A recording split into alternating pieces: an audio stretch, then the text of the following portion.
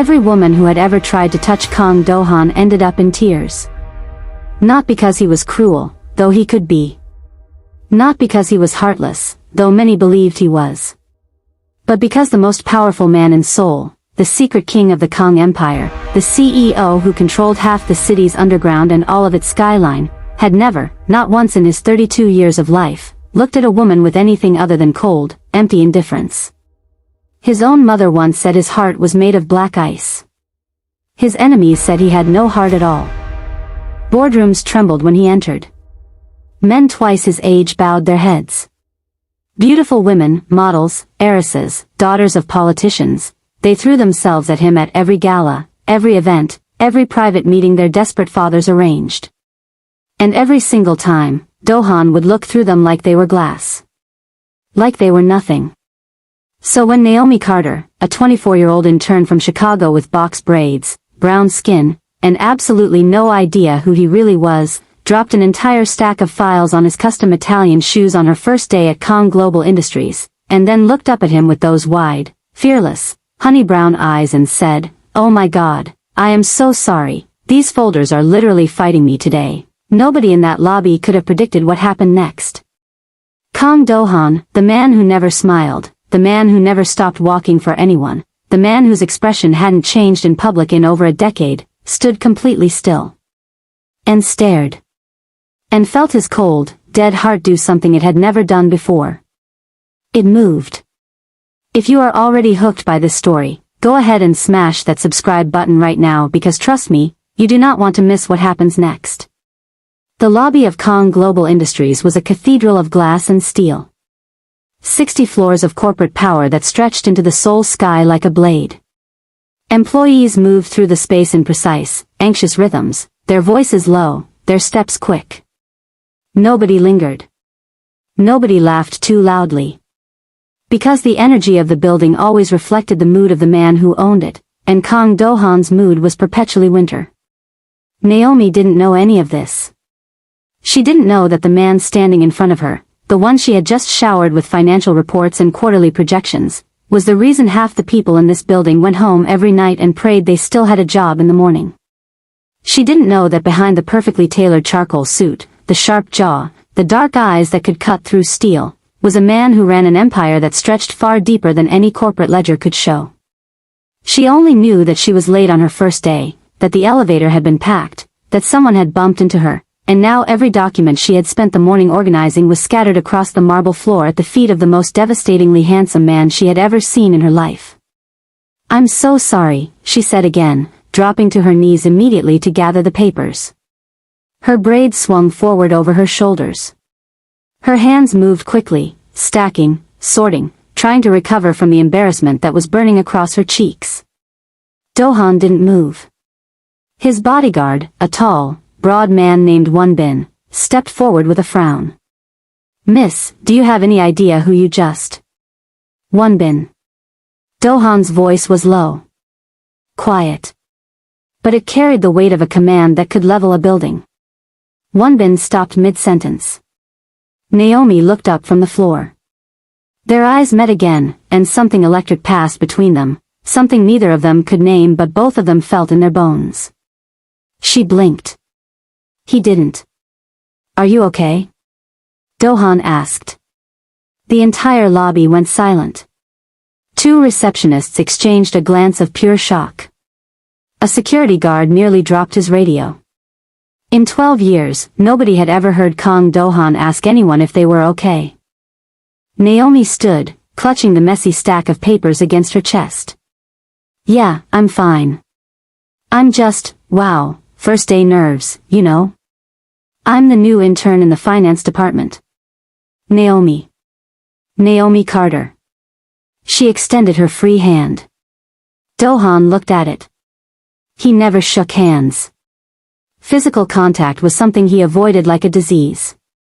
His own executives had learned to bow instead of reaching for him. But right now, standing in this lobby with this woman who smelled like shea butter and warm vanilla, who was looking at him like he was just a regular person and not a monster in a suit, his hand moved before his brain could stop it. He took her hand. Her skin was soft. Warm. And the moment their palms touched, something cracked inside his chest, something he had spent his whole life building walls around. "Kang Dohan," he said. "Nice to meet you, Mr. Kang." She smiled, and it was the kind of smile that didn't belong in a place like this. It was open. Genuine. Bright. Like sunlight had somehow walked through the front door and decided to stay. "You should get those files to your department," he said, but he didn't let go of her hand. Not immediately. When he finally did, his fingers lingered for half a second longer than necessary. "Right. Yes. Finance. 14th floor." She laughed nervously, took a step back, and then turned and walked toward the elevator. She didn't look back. She didn't see the way Dohan's eyes followed her every step, the way his jaw tightened, the way his hand, the one that had held hers, slowly closed into a fist at his side. Wonbin leaned in. "Sir?" "Find out everything about her," Dohan said quietly. "Everything." Wonbin blinked. In 15 years of serving Dohan, he had never once been given an order like that about a woman. "Sir, she's just an intern." Did I stutter? "No, sir." Dohan walked toward his private elevator without another word. But inside, behind the mask, behind the armor, something was burning. And he had no idea how to put it out. On the 14th floor, Naomi was already drowning. The finance department was a maze of cubicles, ringing phones, and people who moved like they were being timed. Her supervisor, a stern woman named Director Choi, had handed her a tablet, pointed at a desk in the corner, and said, "Don't make mistakes. Mr. Kang does not tolerate mistakes." Then she walked away without waiting for a response. Naomi sat down, exhaled, and pulled out her phone to text her best friend back in Chicago. "Girl. First day. Already dropped files on some fine Korean man in the lobby. I'm talking fine. Like, God took his time fine. I think he might be someone important because everyone looked like they were about to pass out." Her friend Destiny replied immediately. "LMO, you did not." "What did he do?" "He asked me if I was okay." "Okay, and?" "And I shook his hand like we were at a networking event at Howard." "You are unhinged. I love you. Don't get fired on day one." Naomi put her phone away and got to work. She had fought too hard to get here. A full scholarship to study international business, a semester abroad in Seoul that turned into a love affair with the city, and then this internship, the most competitive in the country, at the biggest conglomerate in South Korea. She wasn't going to let a pair of dark, intense eyes distract her. No matter how those eyes had made her stomach flip in a way she wasn't prepared for. But Kang Dohan was not a man who was easily forgotten. By noon, Naomi had already heard his name whispered at least 30 times. In the break room, at the copy machine, in hushed conversations between junior analysts who spoke in Korean but kept glancing at her like she was a curiosity. "He never talks to anyone," one of them whispered to another. "But I heard he spoke to the new foreign intern this morning. In the lobby. In front of everyone." "No way. I swear." Yoonji from reception saw the whole thing. She said he even shook her hand. "He doesn't shake hands." "Exactly." Naomi pretended not to understand. Her Korean was better than most people assumed. She had studied it for 3 years, watched more K-dramas than she could count, and spent her semester abroad forcing herself to speak it every day. But she had learned early on that sometimes it was better to let people think you didn't understand. You heard more truth that way. By the end of her first week, Naomi had settled into a rhythm. She arrived early, stayed late, and threw herself into every task she was given. Director Choi still didn't smile at her, but the criticism slowed, which Naomi took as a sign of progress. She made one friend, a bubbly Korean-Australian girl named Soi Eon who worked in the marketing department one floor up and who had an almost aggressive enthusiasm for iced Americanos and gossip. "So," Soi Eon said, sliding into the seat across from Naomi in the company cafeteria on Friday, "the entire building is talking about you." "About me? Why?" Because Kang Dohan came to the 14th floor yesterday. Naomi frowned. He's the CEO. Doesn't he go wherever he wants? Naomi. He has never set foot on the 14th floor. Ever. That floor handles mid-level financial processing. It's below him. Literally and figuratively. He has an entire executive team that reports to him, so he never has to deal with anything below the 30th floor.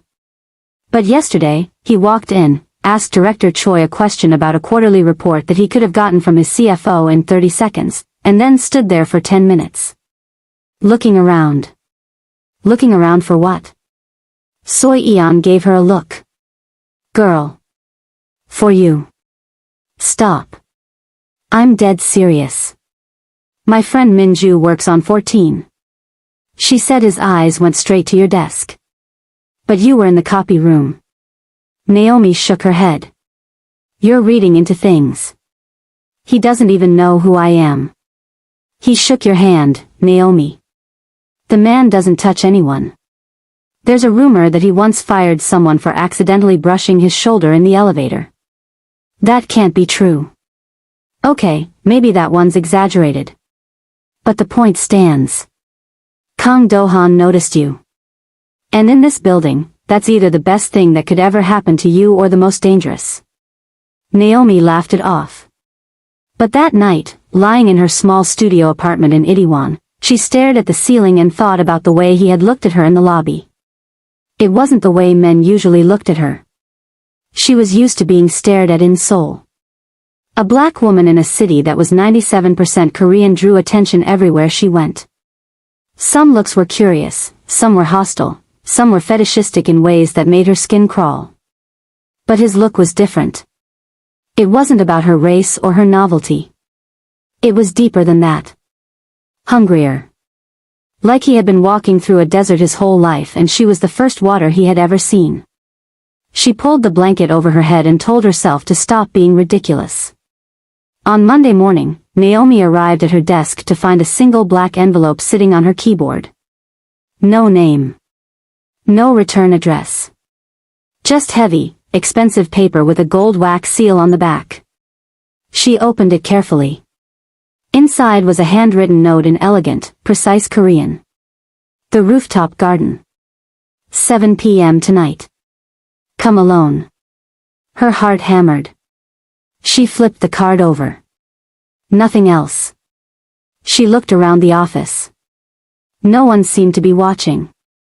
She slipped the note into her bag and tried to focus on her work, but her mind wouldn't stop racing.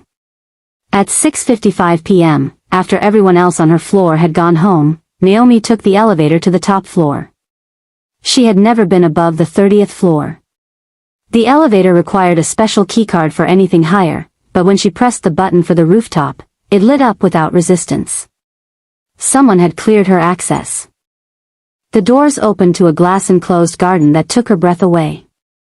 The entire rooftop of Kang Global Industries had been transformed into a private paradise. Trees, flowers, a stone pathway that wound through carefully manicured hedges, and beyond the glass walls, the entire city of Seoul glittered like a jewel box. The sky was painted in shades of orange and purple, the sun sinking behind the mountains in the distance. And there, standing at the far edge of the garden with his back to her, his suit jacket removed, his sleeves rolled to his elbows, was Kang Dohan. He turned when he heard her footsteps.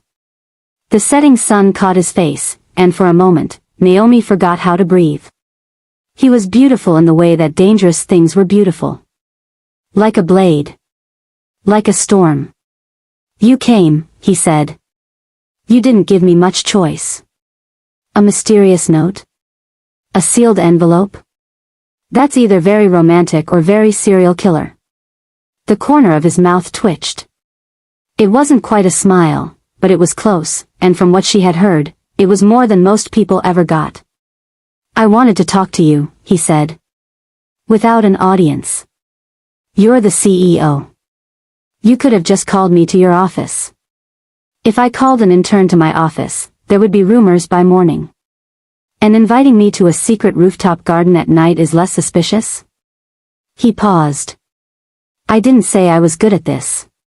Naomi felt something warm bloom in her chest. There was something disarming about the way he said it, almost vulnerable, like he was peeling back a layer of armor and letting her see something underneath that was raw and untested. Good at what? She asked, taking a step closer. Talking. To someone I want to talk to. You seem to be doing fine so far. He looked at her, and the intensity in his eyes made her knees feel unreliable. I can't stop thinking about you, he said. The words came out like they had been torn from his chest. Like admitting them caused him physical pain. I don't understand it. I've never felt this before. I don't know what to do with it. Naomi's breath caught. Dohan. You should know something about me, he said, his voice hardening slightly. Before whatever this is goes any further. I'm not just a CEO. My family, the Kang family, we built this empire on more than business. There are things about my life that are dangerous. Things that could put you at risk if you get too close to me. Are you trying to scare me away? I'm trying to be honest with you. Something I don't do with most people. Naomi studied him. The tension in his shoulders. The way his hands gripped the railing behind him. The conflict in his eyes, a war between desire and duty, between wanting her close and needing to push her away. I'm not easy to scare, she said quietly. I grew up on the south side of Chicago. I moved to a country where I don't look like anyone else and built a life from nothing. Whatever you think is going to make me run, you don't know me well enough yet. Something flickered in his expression. Surprise. Admiration. And underneath it all, a desperate, aching hope that he clearly didn't know how to handle. Yet, he repeated, catching the word. That implies you're planning to let me know you. That depends. Are you going to keep leaving me mysterious notes, or are you going to ask me to dinner like a normal person? For the first time, Kang Dohan smiled. It was small.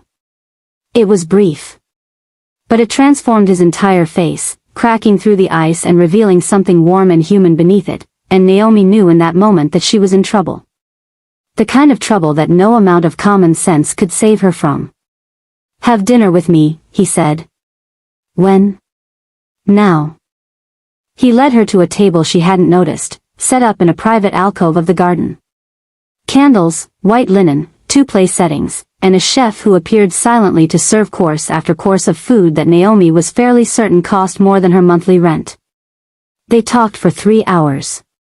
He asked her about Chicago, about her family, about why she loved Seoul, about what she wanted from her life.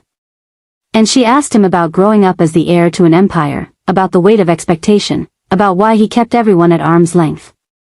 My father was killed when I was 19, he said, and his voice went flat in the way that voices do when they're holding back an ocean of pain. He was betrayed by someone he trusted.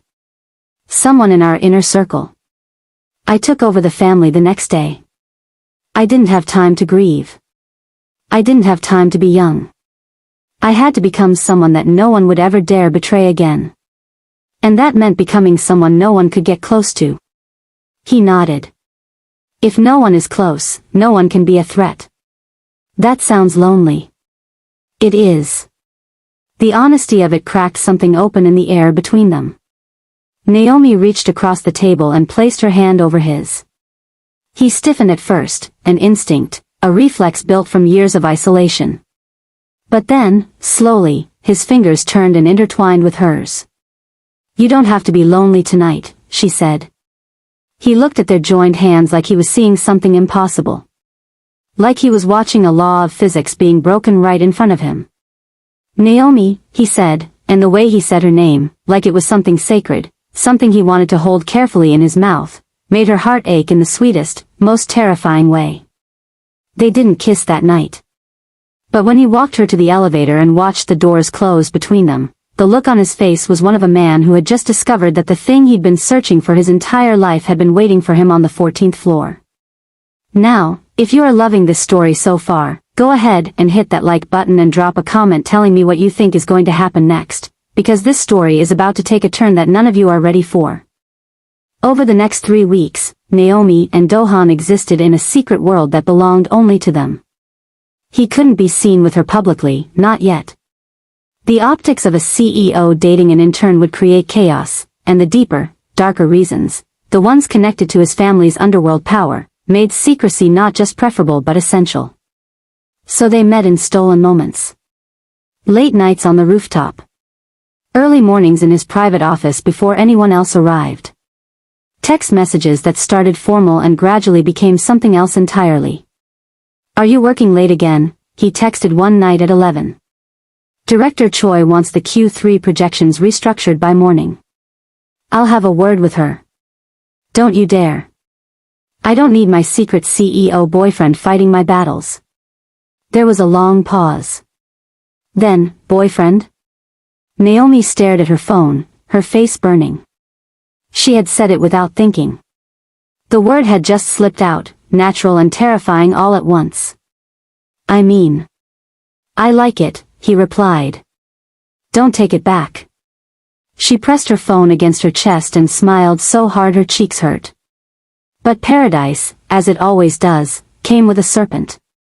Her name was Shin Yona, and she was the daughter of Shin Man-soo, the head of the Shin family, the second most powerful crime syndicate in Seoul and the Kang family's oldest and most bitter rival. Yona was stunning in the way that winter was stunning, beautiful, sharp, and capable of killing you if you weren't careful. She had long black hair, porcelain skin, and eyes that calculated the value of everything they looked at. For years, she had pursued Dohan with a relentlessness that bordered on obsession. Not because she loved him, but because a union between the Kang and Shin families would create an empire so powerful that no one, not the police, not the government, not any rival syndicate, could ever challenge them. Dohan had rejected her every single time. Coldly. Completely. Without room for negotiation. But Yona was not a woman who accepted rejection. She arrived at Kang Global Industries on a Wednesday morning, unannounced, in a red dress that probably cost more than a car and heels that clicked against the marble like gunshots. She walked past reception without stopping, past security who knew better than to touch her, and directly into Dohan's office on the 60th floor. He looked up from his desk. His expression didn't change. "You weren't invited. I don't need an invitation. Our families have an understanding. Our families have a history of violence and betrayal. That's not an understanding. That's a warning." Yona sat down across from him, crossing her legs elegantly. "My father wants to meet. He's proposing a merger. Not just business. He wants to unite the families. Permanently. He wants me to marry you. He wants you to be smart. Marrying you would be the least smart thing I've ever done." Yona's eyes narrowed. She was used to his rejection, but something was different today. There was a softness around his edges that she had never seen before. A distraction in his gaze. She was a predator, and predators noticed change the way sharks noticed blood. "Something is different about you," she said slowly. "You're usually cold. Today you're just distant. Those are two very different things. Leave, Yona." "Who is she?" The question landed like a bullet. Dohan's expression didn't crack, but his silence lasted half a second too long, and that was all Yona needed. She smiled. It was not a kind smile. "Interesting," she whispered. The Ice King finally melted. "I wonder for whom." She stood, smoothed her dress, and walked to the door. Before she left, she turned back. "I always get what I want, Dohan. Always. And whatever little distraction you found, I promise you, she won't last." The door closed behind her. Dohan sat in the silence, his jaw clenched so tight his teeth ached. He pulled out his phone and texted Wonbin. "Double Naomi's security. Immediately. Yona knows."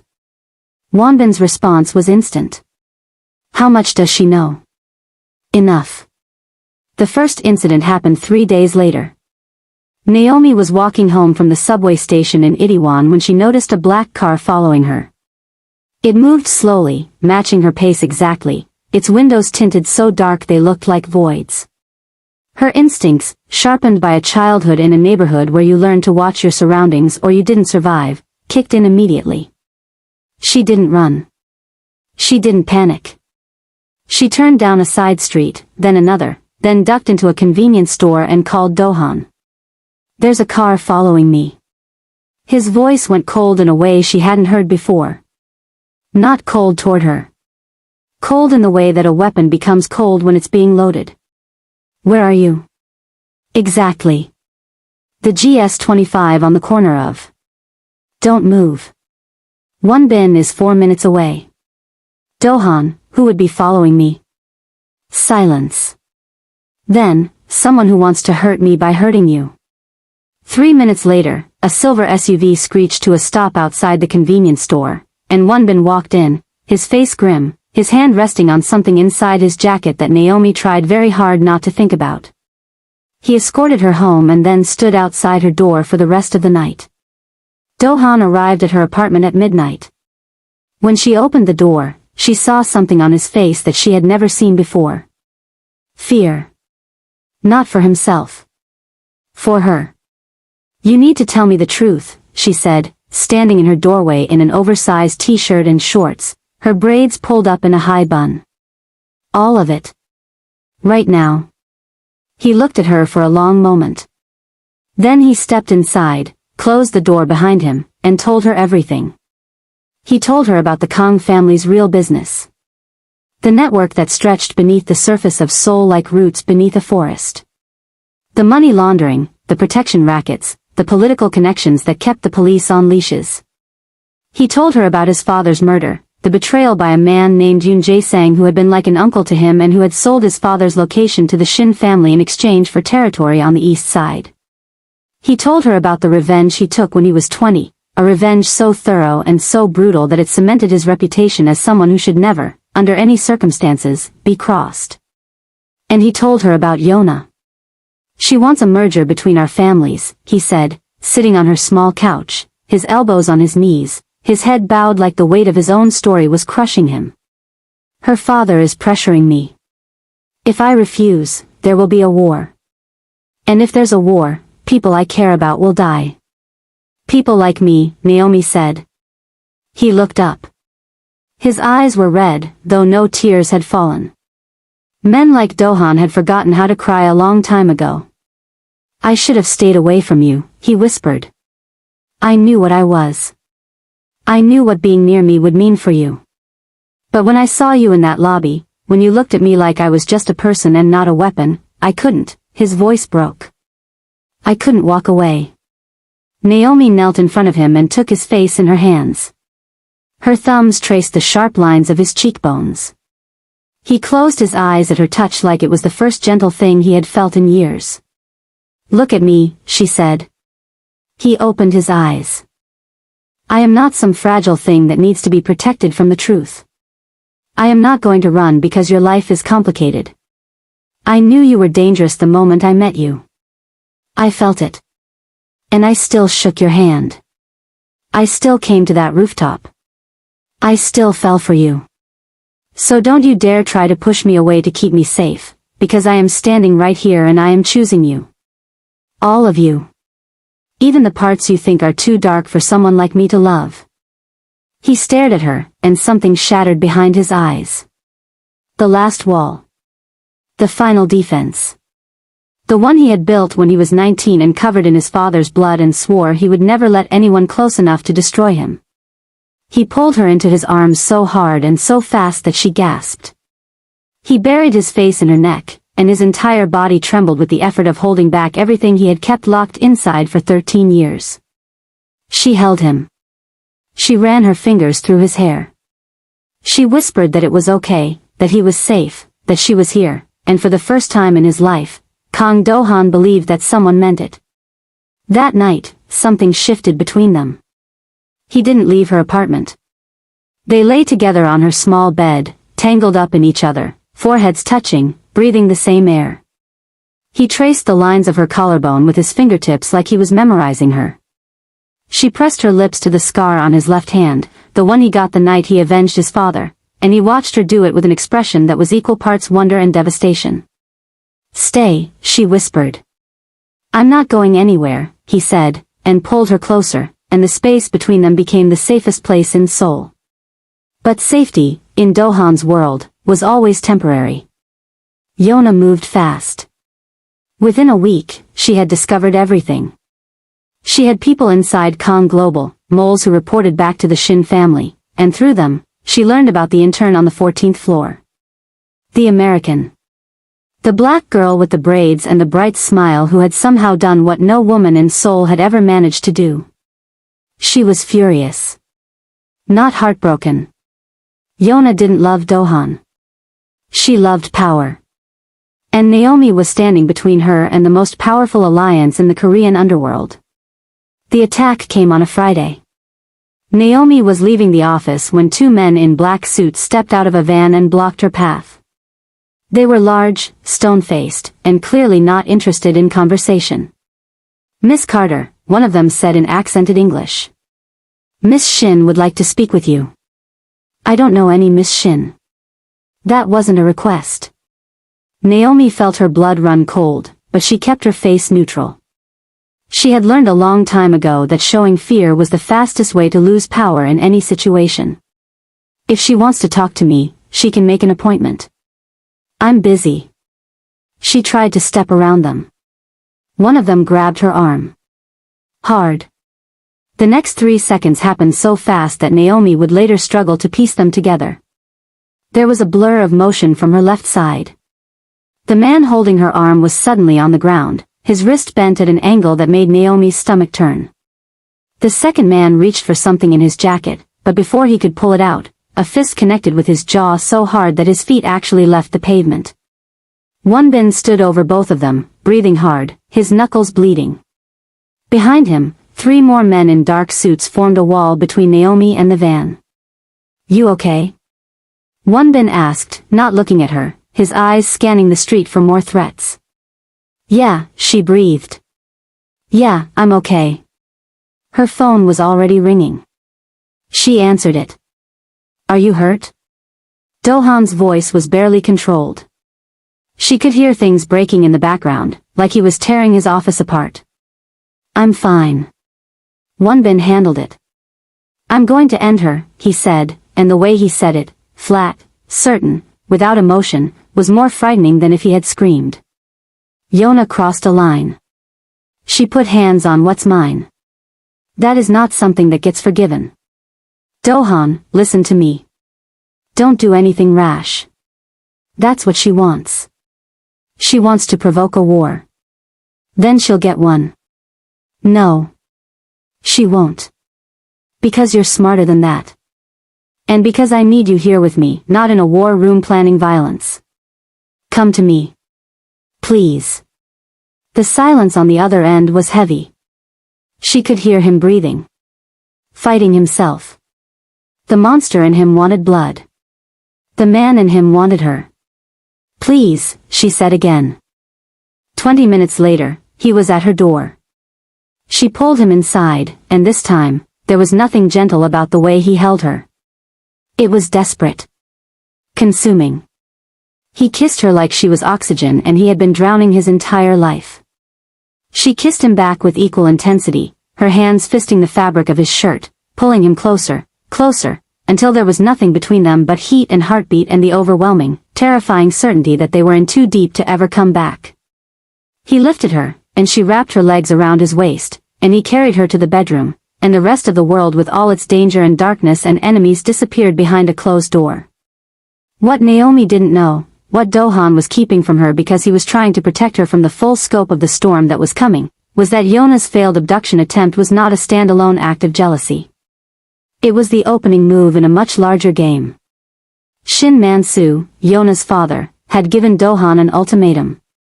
Marry Yona and merge the families, or face a systematic dismantling of the Kang Empire. He had allies. Powerful ones. A corrupt prosecutor named Beck who had been building a case against Kang Global's legitimate businesses as leverage. A rival tech CEO named Park Jin-hyuk who wanted Dohan's government contracts. And worst of all, a traitor inside Dohan's own inner circle. Dohan didn't know who the traitor was. Not yet. But he knew they existed because information was leaking. Small things at first. Meeting times. Security rotations. Naomi's daily schedule. Someone close to him was feeding the Shin family everything they needed. He sat in his office at 2 in the morning, the city sprawled out beneath him like a circuit board, and made a list of everyone who had access to the leaked information. It was a short list. Wonbin. Director Choi. His CFO, a man named Kwon Sung-go. And his own cousin, Kang Hyun-woo, who managed the family's legitimate real estate holdings and who had always resented Dohan for inheriting the throne. He stared at the list and felt something he hadn't felt since the night his father died. Doubt. Because one of these people, someone he worked with every day, someone he trusted, was sharpening a knife behind his back. The next week was a war of shadows. Dohan fed different pieces of false information to each person on his list and waited to see which piece made it back to the Shin family. It was an old technique, one his father had taught him, and it required patience that Dohan was running dangerously low on. Meanwhile, Yona escalated. She showed up at Naomi's favorite coffee shop in Itaewon on a Tuesday morning, sliding into the seat across from her like they were old friends. "So you're the one," Yona said, looking Naomi up and down with the kind of gaze that could peel paint. "I have to say, I'm surprised. I always thought if Dohan ever broke, it would be for someone more, how do I say this, expected." Naomi set down her latte. "If you mean Korean, just say that. I mean someone from his world. Someone who understands the stakes. Someone who won't get chewed up and spit out by a life she's not built for." "You don't know what I'm built for." Yona smiled. "I know you're an intern making less in a year than I spend on shoes in a month. I know you're alone in a country where you will always be an outsider. And I know that Dohan might be fascinated by you now, but fascination fades. And when it does, where will you be? No family here. No protection. Just a girl who got too close to the sun and got burned." Naomi leaned forward. Her voice was steady. Her eyes were fire. "Let me tell you what I know. I know you've been chasing a man who doesn't want you for years. I know you tried to have me grabbed off the street like a coward instead of facing me yourself. And I know that right now, sitting across from me, you're scared. Because for the first time, you're looking at something you can't buy, can't threaten, and can't compete with. I'm not going anywhere, Yona. And the fact that you're here, trying to intimidate me in a coffee shop, tells me that you already know you've lost." Yona's composure cracked. Just for a moment. A flash of rage so pure that it transformed her beautiful face into something ugly. Then the mask slid back into place. "You'll regret this," she said quietly. "I promise you that." She stood and walked out. Naomi's hands were shaking under the table, but she didn't let it show until Yona was gone. Then she picked up her coffee, took a long sip, and called Dohan. "Your ex-stalker just threatened me in a coffee shop." "What?" "No," he agreed grimly. "She won't. Which is why I need to end this. My way." That night, Dohan called a meeting. Not at the office. At the Kang family compound, a sprawling estate in Gangnam hidden behind walls so high and security so tight that it existed on no public map. Wonbin, Kwon Sung-go, Director Choi, and Kang Hyun-woo sat around a long table in a room that smelled like old wood and older secrets. "One of you," Dohan said, standing at the head of the table, his voice ice, "is feeding information to the Shin family." The room went silent. The kind of silence that has a sound, like a held breath, like a heartbeat trying to quiet itself. "I gave each of you a different piece of false information last week. I told Wonbin that I was moving Naomi to a safe house in Busan. I told Sung-go that I was planning to meet Shin Man-soo at the Lotte Hotel on Thursday. I told Director Choi that I was transferring 5 billion won to an offshore account in Singapore. And I told Hyun-woo that I was planning to expand operations into Incheon." He paused and looked at each of them in turn. This morning, Shin Man-soo's people made a move on Incheon. They sent men to secure warehouses in the port district, Warehouses that don't exist, because I made them up. Every eye in the room turned to Kang Hyun-woo. Hyun-woo's face went white. Then red. Then he did something that surprised no one and confirmed everything. He lunged for the door. He didn't make it 2 steps. Won-bin was on him in an instant, slamming him against the wall with an arm across his throat. "Cousin," Dohan said, walking toward him slowly. "I gave you everything. A position. A salary. A name. And you sold me to the family that murdered my father." Hyun-woo was gasping, his eyes wild. "You don't understand. They threatened my family. My wife, my daughter, they said they'd.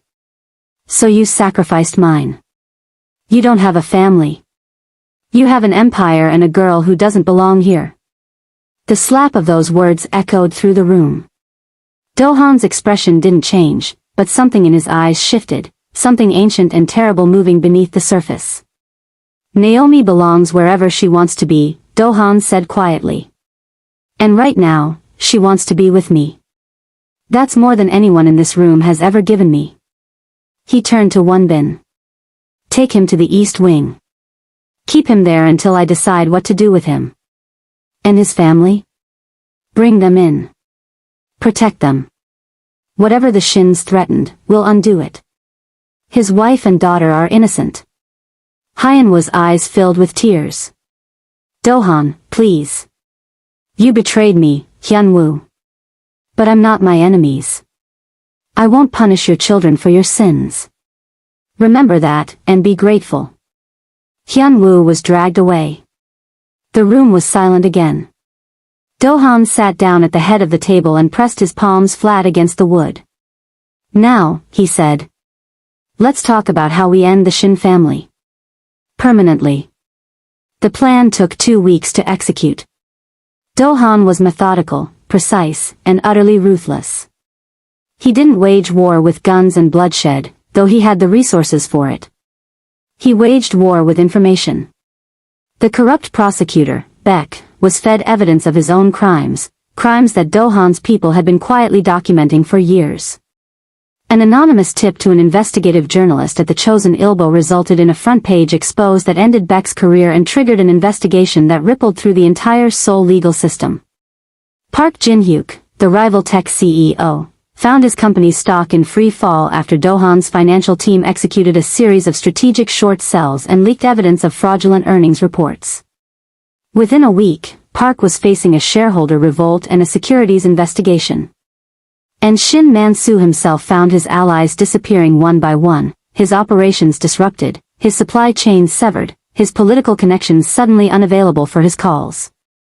Dohan dismantled his support system like a surgeon removing a tumor, carefully, completely, and without mercy. The final blow came on a rainy Thursday night. Dohan sat across from Shin Man-soo in a private room at a traditional Korean restaurant in Myeongdong. No bodyguards. No weapons. Just 2 men and a bottle of soju. "You've made your point," Man-soo said. He looked 10 years older than the last time Dohan had seen him. Defeat had aged him overnight. "What do you want?" "I want you to leave Seoul. Take your family, take your money, and disappear. I don't care where you go. But if I see a Shin in this city again, if I hear Yona's name in any context other than a geography lesson, I will finish what I started. And next time, I won't be gentle." "And the merger?" "There is no merger. There was never going to be a merger. Your daughter was chasing a ghost." Man-soo stared at him. "All this. Everything you've done. The prosecutor, the CEO, my network, years of alliances destroyed in 2 weeks. All because of a girl?" Dohan picked up his soju glass, drained it, and set it down. "All because of the woman I love." "Yes." Man-soo shook his head slowly. "Your father would have handled this differently. My father is dead. Because of people like you. I handle things my way." Dohan stood. "You have 72 hours. He walked out into the rain without looking back. 2 days later, the Shin family left Seoul. Yona went kicking and screaming, according to Wanbin's sources, swearing revenge, promising to return, making threats that nobody took seriously anymore because the Shin name had been stripped of all its power, and a threat without power is just noise. Dohan stood in his office, watching the rain streak down the floor-to-ceiling windows, and felt something he hadn't felt in 13 years. Peace. Not complete peace, men like him never truly found that, but a quieter version of it. A ceasefire in the war inside his chest. His phone buzzed. "Come downstairs," Naomi texted. "I'm in the lobby. I brought kimbap." He smiled. That small, rare, devastating smile that only she could pull from him. He took his private elevator down. When the doors opened, she was there, standing in the middle of the marble lobby in a yellow sundress, her braids freshly done, a convenience store bag in one hand and the brightest smile in the world on her face. Employees stopped and stared. They had long since figured out that the CEO and the intern were something, but nobody dared say it aloud. Dohan walked across the lobby toward her. In full view of everyone. He didn't hesitate. He didn't look around. He walked straight to her, took her face in his hands, and kissed her. Right there. In the middle of Kang Global Industries. In front of receptionists and security guards and junior analysts and the entire finance department who happened to be returning from a lunch meeting. The lobby erupted in gasps, dropped jaws, and at least 3 dropped phones.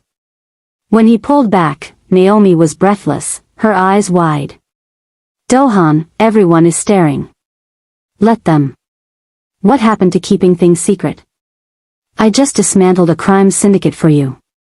I think we're past secret." She laughed, and the sound echoed through the glass and steel cathedral like church bells. Like a promise. Like the beginning of something that not even the darkest parts of Seoul could destroy. He took her hand and led her to the elevator. As the doors closed, shutting out the world and its noise and its judgments and its dangers, he pulled her close and pressed his forehead against hers. "I love you," he said. And the words he had never said to anyone, words he didn't even think he was capable of, felt like the truest thing he had ever spoken. "I love you too," she whispered. "Even though you're dramatic and terrifying and you definitely need therapy." He laughed. A real, full laugh. The sound startled even him, like a muscle being used for the first time. And somewhere above them, on the rooftop garden where it all began, the last light of the day painted the sky in shades of gold and fire, and the city of Seoul stretched out beneath them like a promise, and for one perfect, impossible moment, the man with the frozen heart and the woman with the fearless soul existed in a world where love was stronger than empires, and the girl from Chicago and the king of Seoul were just 2 people, holding hands in an elevator, choosing each other over everything. But this story is far from over. Because 6 months later, on the night Dohan planned to propose, with a ring designed specifically for Naomi, a 5-carat black diamond set in rose gold, waiting in his jacket pocket, his phone rang with a call from a blocked number. He answered it.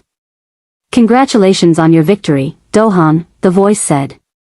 It was a woman's voice. One he recognized. "Yona. Enjoy your happiness while it lasts. Because I found something. Something about your father's murder. Something you don't know. Something that changes everything. And when you learn the truth, and you will, that girl you love so much, she's going to wish she never met you." The line went dead. Dohan stood in the darkness of his bedroom, the ring box in one hand, his phone in the other, and felt the ice begin to creep back into his chest. What did Yona know? What truth was she hiding? And what could possibly be so devastating that it would threaten everything he had built with Naomi? Now listen, if you made it this far, you are a real one. I need you to subscribe right now if you haven't already, hit that notification bell so you don't miss part 2 of this story, because what Yona knows is going to change everything. Drop a comment right now and tell me, do you think Naomi and Dohan's love can survive what's coming? And if you want part 2 as soon as possible, smash that like button and let me know. I love you all. See you in the next one.